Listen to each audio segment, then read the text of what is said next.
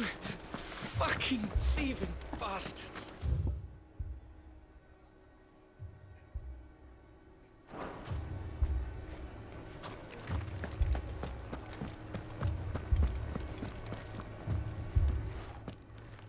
Sid, your new companion appears much more formidable than your uncle. Should I be worried? You haven't been introduced. Jill, Clive has told me much about you. All lies, I'm sure. Your Stolas said that Dalamil has a bandit problem. Indeed. Although, you're a little late. They left with our food and guild days ago. Any idea where they went? The desert's a big place. Your guess is as good as mine. But the fact is, I have more immediate concerns. What did you say to me? What did you say? Ah, as if by magic. Let's just say we've yet to reach a consensus about how to solve Dalimil's little problem. And at this rate, it won't be the actions of the bandits which prove to be our undoing. It will be our own. I've tried reasoning with the dissenting parties, but even the Desert Hare has limits. Perhaps we could talk to them. What makes you think they'll listen to us? What makes you think they won't? She makes a fair point, Sid. And you won't have wasted much of your precious time if you fail. They're just across the courtyard.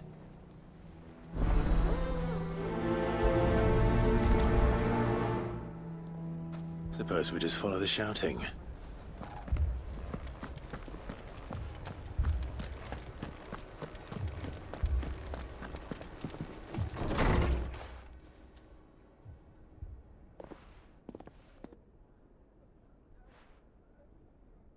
You wouldn't talk like that if it had been your men whose throats were slit.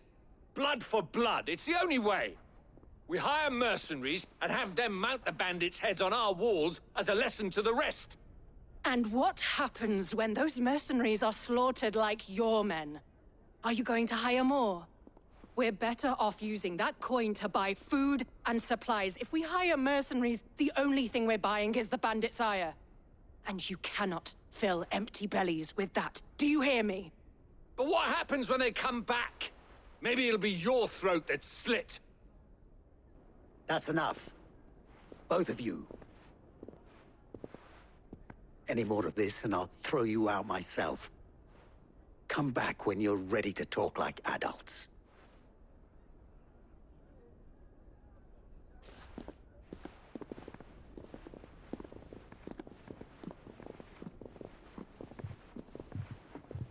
Victor. What's he doing here?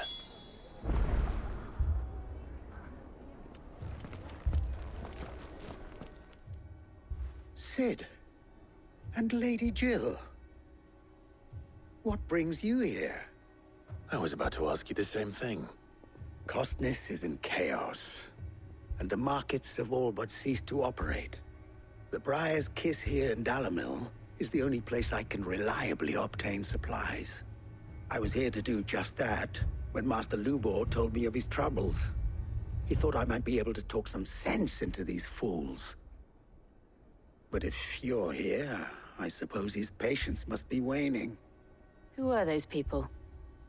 Those were the thorns in Lubor's side. And the reason this place might be headed the same way as Costness. It's these accursed skies. The darkness is enough to drive a man to madness. Or an entire city, for that matter. We're still working on the skies. But in the meantime, perhaps we can find a solution to Dalamil's problems. I hope so. For all our sakes.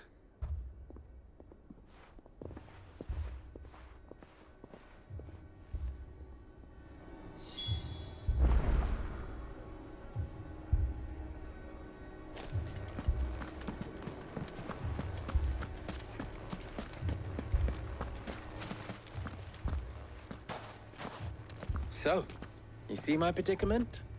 What I saw was a room full of people who were angry and afraid. And with good reason by the sound of it.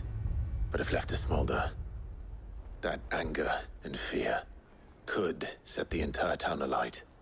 My thoughts exactly. What to do? Both sides wish to protect their homes and livelihoods, if only they could agree on how. But as long as they are divided, we are vulnerable. And if there's one thing bandits like, it's an easy target. What would Sid the Outlaw suggest? Well, if it were my namesake, he'd let them choose for themselves, and be on hand to pick up the pieces when it all went wrong. That sounds like a recipe for disaster. A recipe for disaster is precisely what it is.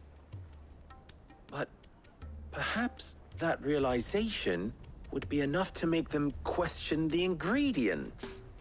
While it's plain neither Conrad nor Natalie will countenance the other's proposal, it may still be possible to make them doubt their own. Before presenting them with a third option. And that would be? To pool our resources and save the city ourselves. Why fight each other? When all that fear and anger can be directed at the bandits. It appears we have a plan of action.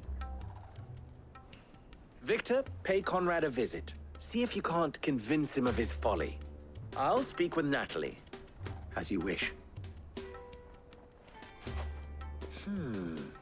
Your faces are not well known in this town. That may prove useful. Don't worry, Victor and I will do most of the talking. You need only play along. Play along. What he means to say is yes.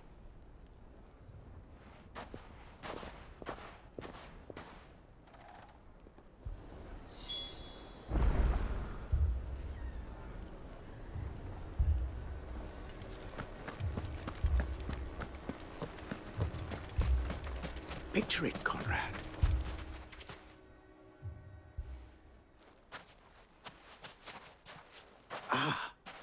Here she is.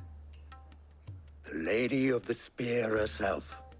Conrad, may I introduce you to Jane, commander of the Red Wings, the oldest mercenary guild in the Free Cities. A pleasure, my lady. The pleasure is all mine. As I told you, I summoned the commander here from Canver to inquire about a contract. Victor says you told him no. That there aren't any men left to hire. Is that true? True as the crystals cracked. Nobles came and claimed every last one worth his salt. And not just from us Red Wings. You know of the 7 high houses. There must be 2 swords assigned each one. Granted, we have a few boys left. If it's boys you're looking for. Well, Conrad, are you saying that Dalamil's finest cannot defend this town better than a gaggle of unblooded striplings? That a band of beardless youths could better avenge the deaths of your brave men than you yourselves? Absolutely not.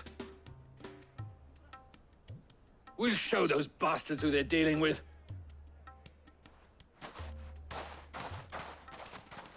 I can't believe that actually worked. Conrad's not what you call the brightest candle in the crypt. And there's a reason why I had you do the talking and not Sid. Well played, my lady.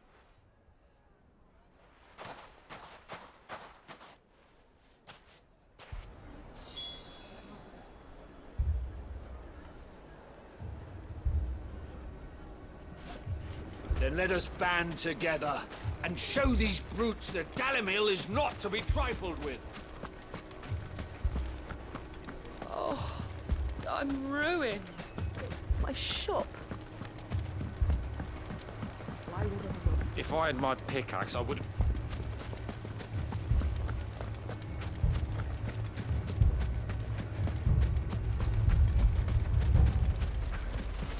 Anything I can interest you in?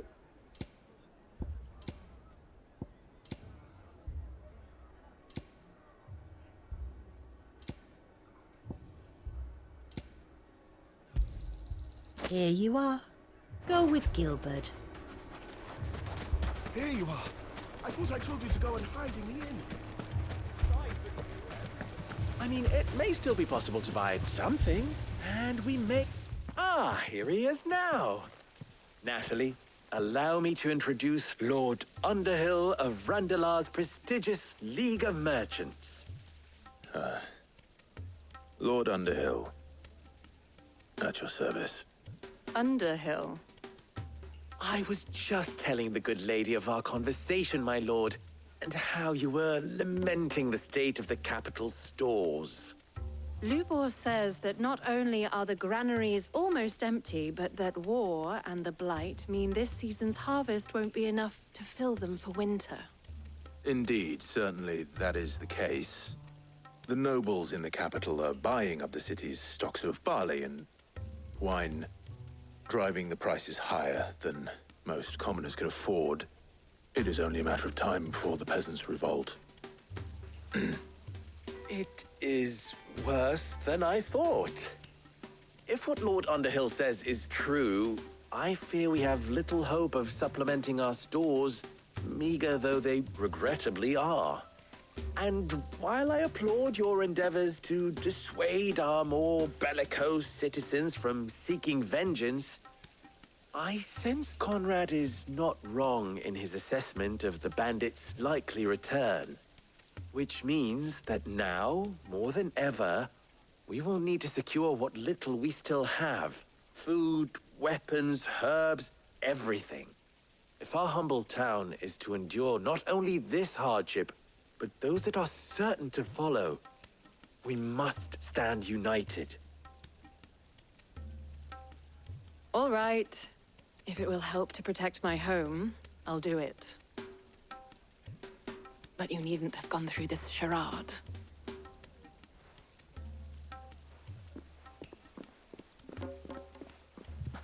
Thank you, Clive. Your performance was nothing if not workmanlike. She saw right through it. I didn't say it was good, merely that it produced the desired effect. Now, my scouts should be returning shortly. Meet me back at the Briar's Kiss, and we shall see what we face.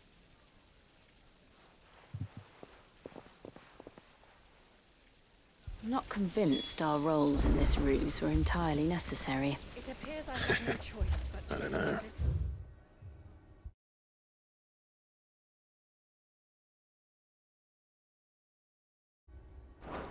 Conrad seemed quite taken with you.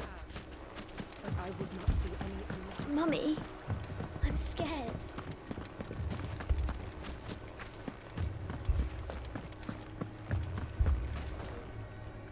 Good news, Sid. Both Conrad and Natalie have somewhat gracefully accepted their new roles. With time, they may even learn to. Time no longer appears to be the luxury it was before lunch. I take it your scouts found the bandits. Technically, it would be the bandits who found my scouts. It appears they march for Dalimil as we speak. All of them. You're not serious. They don't just want food, they want the whole damn town.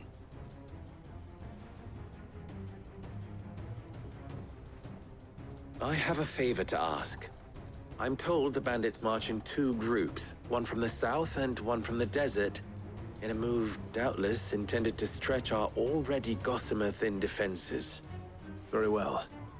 Jill and I will meet those from the desert. But what of the rest? The rest, my friend, the city shall fight. Together. The stakes, I concede, are high. But if this does not unite Dalimil, nothing will. That is a lot of faith to put into those who had their hands around each other's throats but a moment ago. Then it will be for us to see that their hands are kept occupied. And I do mean us. I thought you might say that. We'll hold them off for as long as we can. And we will do the same.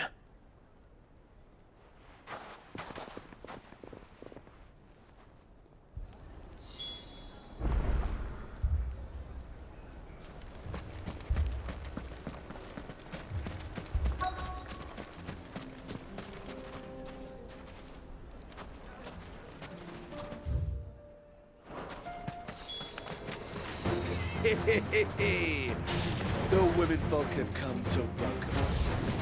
I'll take that one. It's all yours.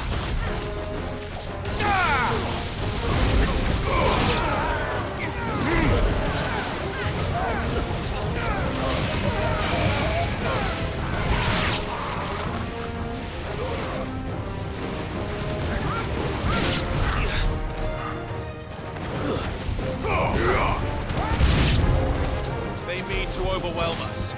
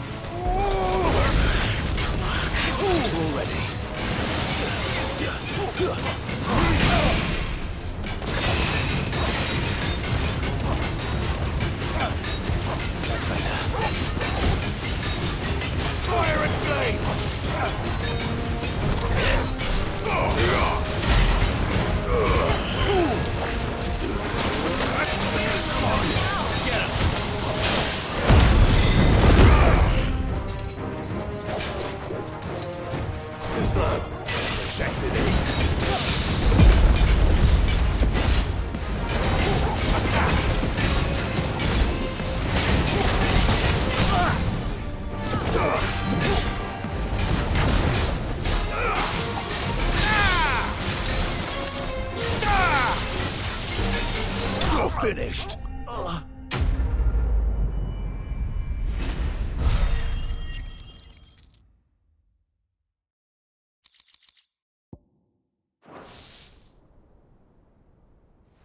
The townspeople.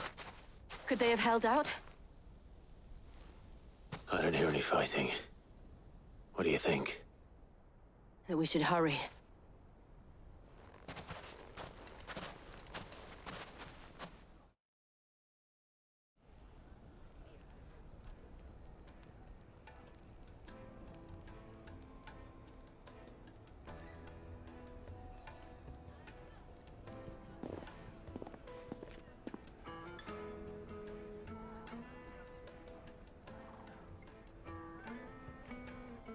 Natalie, I owe you an apology. You did well out there. The inn would have been lost had you not held the line. Without you, there would have been no line to hold. You saved us, Conrad. You saved Dalimil. We all saved Dalimil.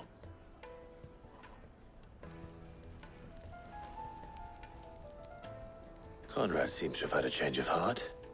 I'd say they both have.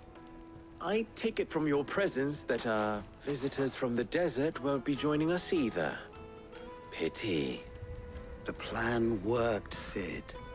Granted, it only took an army of bloodthirsty bandits at our gate. Calm down, Victor. Why quibble over the details? We are united, and that is all that matters. As for you, Sid, you fight considerably better than you act. I'll take that as a compliment.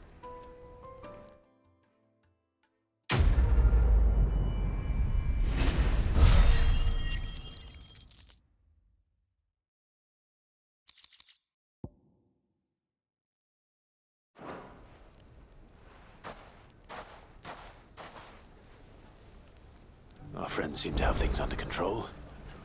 For now, at least.